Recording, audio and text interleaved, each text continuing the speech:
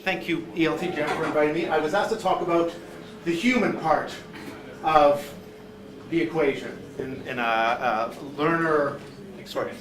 Yeah, learner experience design. The human part. I have got notes. That was psychology. I've started well. You could edit that bit out.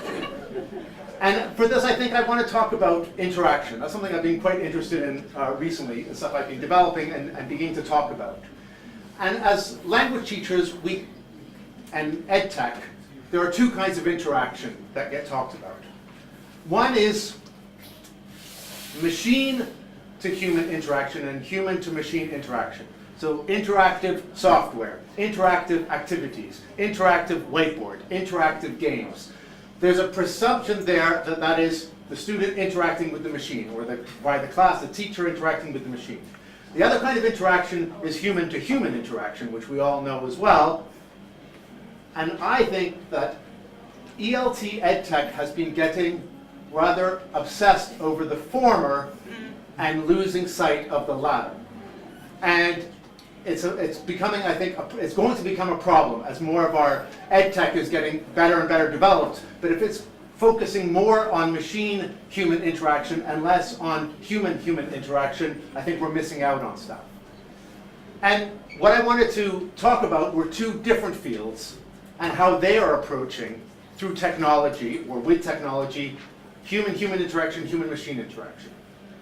The first field that I want to talk about is video games. So I am a gamer, and I wouldn't do the gap for you. But if we look at video games and the history of video games, how many people here are gamers, sort of gamers? Some nervous hands go up. It's very interesting reading about how over the past years, since broadband internet has widened, since the consoles like PlayStation, Xbox, and so on now allow for broadband connection so that many people can play together, the whole idea of multiplayer has become huge in video gaming. Almost to the extent where it started to threaten the single-player experience. If you're not sure what I'm talking about, the single player is when you play by yourself with the game, and the multiplayer you play with other people. The biggest games that have been coming out, what they call in the video game industry, AAA games. Even if you're not a gamer, you might recognize some of these. Destiny was one of the biggest launches last year on PlayStation 4. The year before that, Titanfall, World of Warcraft, even Minecraft, which is another huge game.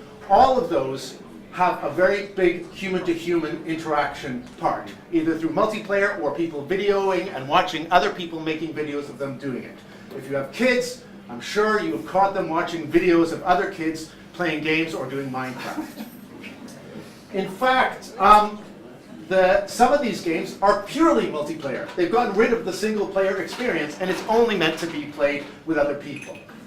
Now, if ELT EdTech was as good as the single-player video games that we have now, so if we had ELT EdTech, which is as good as Assassin's Creed, The Last of Us, even if it was as good as Angry Birds or Super Mario, which you can play by yourself, fine. But we don't have that. ELT EdTech in terms of games is like Pong. You know, I'm sorry. Sometimes it can be a bit nicer, but I don't think we will have the budget to meet that kind of single-player experience. Okay? I'll come back to video games and everything in a moment. The second industry I wanted to talk about is fitness. So how many of you have ever used a fitness app to track a run? Yeah, we're getting more there. Anybody have a fitness tracker? You might have a step tracker. I have one as well. I did some reading on fitness, and it was interesting because I did some reading about when these came out. Who felt most threatened by this? It was gyms. Gyms, around 3 or 4 years ago, when this started really picking up, gyms, like gyms, private gyms where you go and get a membership, were saying, shit, we're going to lose, like, why would anyone come to a gym?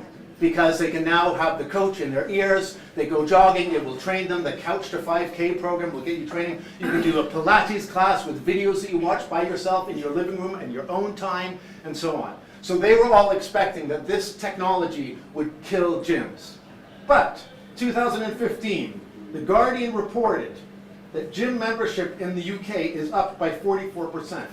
The State of the UK Fitness Industry Report revealed in 2015 that the fitness industry was in very good health, had more clubs, more members, and a greater market value than ever before. According to them, 1 in 8 people in the UK are members of a gym, an all-time penetration rate high of 13.7%. So what's happening? Why are people going back to gyms? Like, you have it all there. Partly they said the price is coming down. When I go to gyms, when I go and I went and looked at some of the gyms in my town, you can tell me if it's yours. What are they offering? They're offering classes, like wall-to-wall spinning, Pilates, yoga, spinning, Pilates, body pump, whatever, etc., etc. There's all classes. All of these things I can do by myself. I go swimming, but I go to a class because I want to be with other people. And I think that lots of people in fitness want to be with other people, doing it with other people. You could have a machine telling you, now run a bit faster. But you'd like to be with a bunch of lots of people like to be with other people. Note that in both of these examples, the tech is not there. It's not an anti-tech argument. The tech is actually bringing people together. So in the fitness thing, one of the arguments they say is that probably gym membership is up is because fitness is now on people's radar more because of the apps, because of the smartwatches, because of the fitness trackers, of the 10,000 steps and so on. And I think that the tech that can permit online meaningful interaction doesn't have to be complex. We don't have to build a World of Warcraft for ELT. We don't have to build even a Minecraft. I think the tech for meaningful online interaction is very simple. It's like text chatting, which has never gone away. Like text chatting was what we were talking about in the 1980s, right?